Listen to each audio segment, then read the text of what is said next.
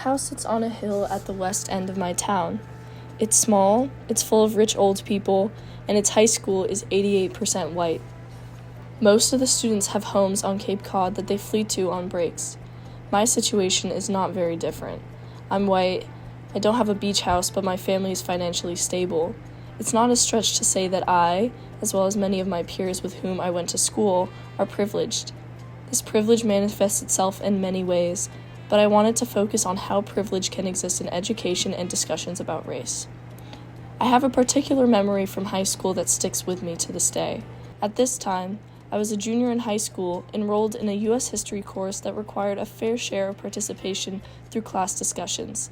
In these discussions, a portion of the students had to prepare questions that the rest of the group would discuss.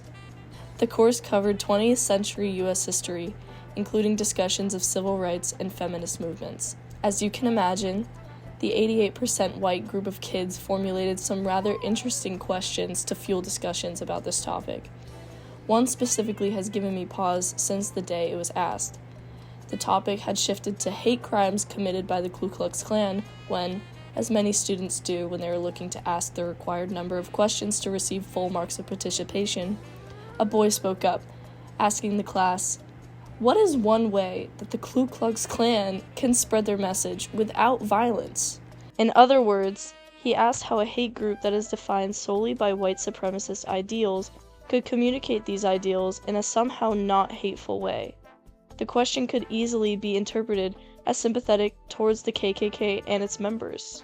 And the most dumbfounding thing about the story is that people actually answered his question earnestly. One kid replied that maybe, if the KKK had made posters or songs, they would be able to get their message across in a more peaceful way. It was absurd.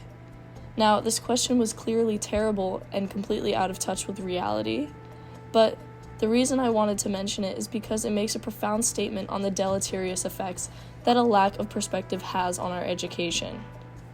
I don't believe that his question was done with malice or support for racist hate groups. It was clearly born out of ignorance and the need to meet the 10-question minimum. It's the same reason why our discussions of women's rights were shallow and the word intersectionality was probably never spoken. Because most of us were privileged in the sense that we were mostly white and mostly middle class, we didn't observe or experience racism or classism intersecting with feminism. We didn't feel the need to discuss race in conjunction with sex because most of us did not experience racism. This privilege then allowed us to have superficial perceptions of feminism because we weren't personally affected by the effects of class or race, making those who were affected easier to ignore and ultimately erase.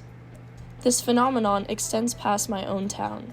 It's clear by seeing online discourse by people of similar demographics to mine that a lack of understanding of intersectionality extends nation or even worldwide. Such highlights the importance of teaching intersectionality in schools, as well as the importance of diversity in all parts of our lives. We won't be able to fight injustice if we only think about a singular group. We need to start thinking about the bigger picture.